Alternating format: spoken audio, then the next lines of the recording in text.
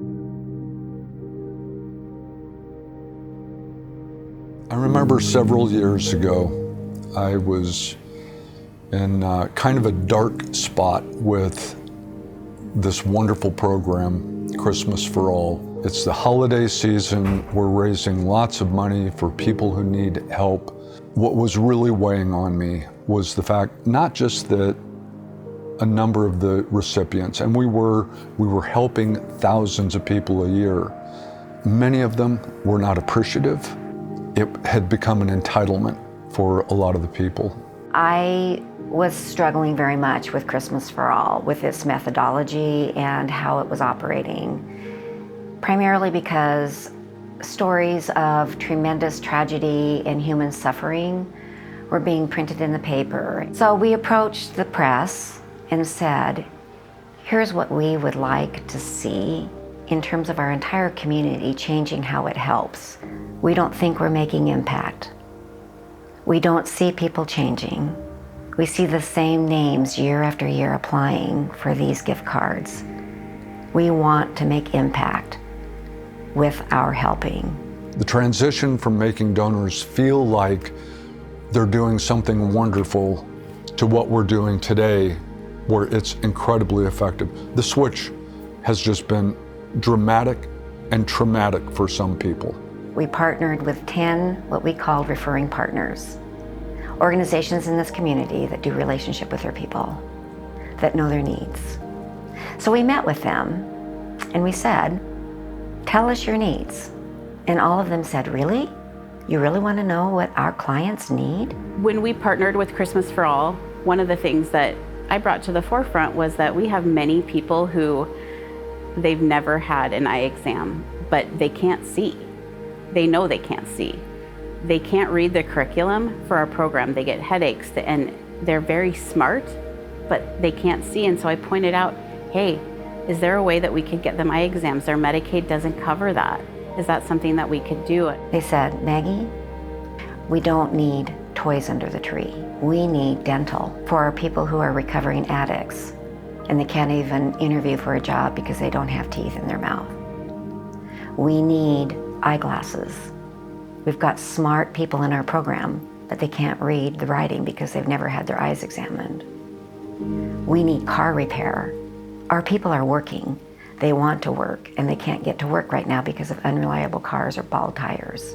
We got involved with Maggie from Charity Reimagined with the new revised Christmas for All program, which has been just a blessing to our clients, and it's been a really great experience for our home visitors as well, who now have become more involved in the process.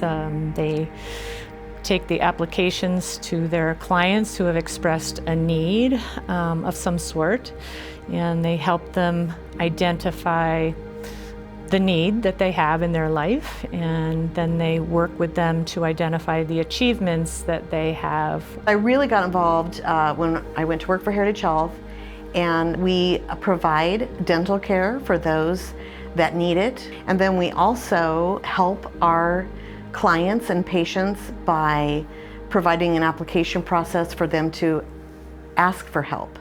So when Maggie first approached North Idaho CASA in 2019 to join Christmas for All and Charity Reimagined, I had the privilege of being part of that change. That program was going from encouraging dependency to capacity. And we were so fortunate to be part of that change because that is what we instill in our parents. The programs that I run here at North Idaho College do not have the monetary support to be able to supply these students with ongoing scholarships or monies to help with some of these basic needs. And I remember one day in November sitting down with a student to fill out an application, and one of the things that she shared was that her 5 children had 20 chickens out at their home. She said, well, I'd like to ask for a chicken coop, but I don't know if I'm allowed to ask for that. And I said, well, you can certainly write it down and we can see what comes of that.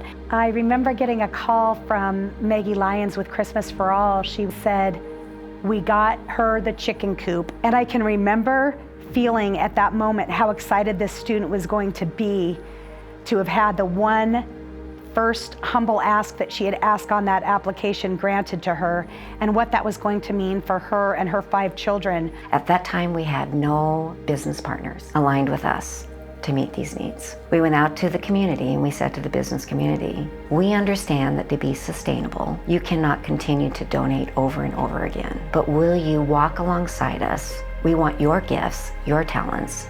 Will you provide those at cost to help the Christmas for All dollars stretch further? And it was magical.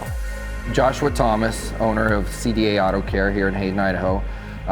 We're a business partner. What we do here is we bring in the clients' cars to look over, see what they need, go through a process that shows them responsibility by having to pay a certain amount up front.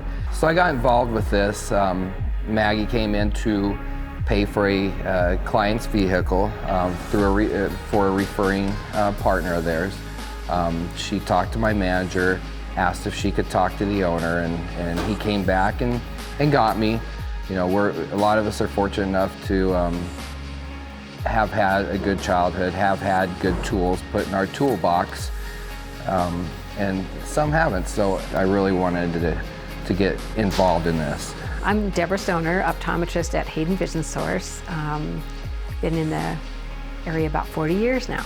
Charity Reimagined made a lot of sense when I understood it a little bit better, that this different look, a different way of thinking about charity and about the importance of building these people up in ways that carry them forward and actually change their lives. Not just an entitlement handout because someone is in need.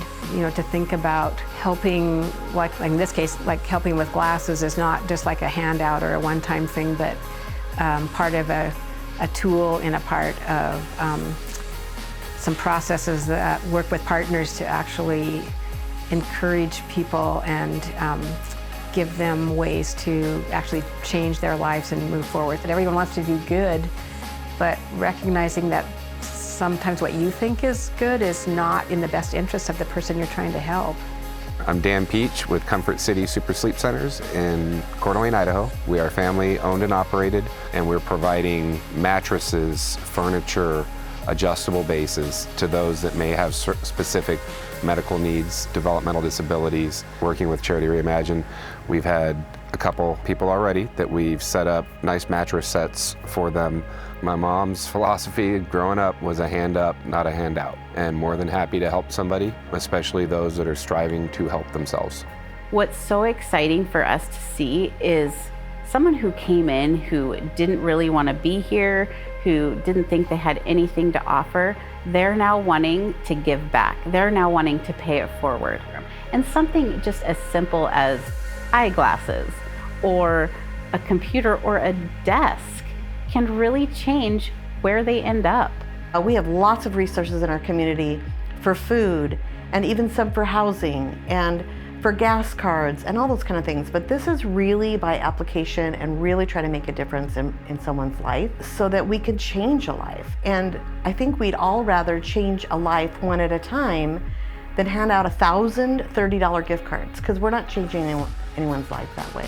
We see this program as a hugely successful partnership with our home visiting programs and our families, and just as a marvelous way to help our families in the work that we do in helping them improve their lives and further their journey to financial independence and successful families. As a partner, my hopes for this program is for it to grow, for the community to pay attention to how their giving in December can go all year long. And this is hard to say without hurting some feelings, but I'm going to go ahead and say it at the risk of hurting some feelings. It's not about us, the donors. This really isn't. This is the lesson that I have learned, and it's the reward that I've learned. My Christmas wish going forward, I would love to see this new approach to giving in our community. I'd like to see that catch on like a wildfire, where the motivation is to change people's lives for good, for years, for generations. I believe here in Kootenai County, hearts and minds are changing about how we help. It's not if resources are needed, it's how they're deployed. I see this as a movement in Kootenai County because our work in Charity Reimagined, we're being contacted by a lot of groups who want to rethink how they're helping. They know resources are needed, they just want to make more of an impact with their resources. We have a lot of opportunity ahead of us, and this kind of change takes time. So we are asking everyone to participate with us, to move forward with us in this change, and to embrace that people can overcome their barriers and find lives free of poverty.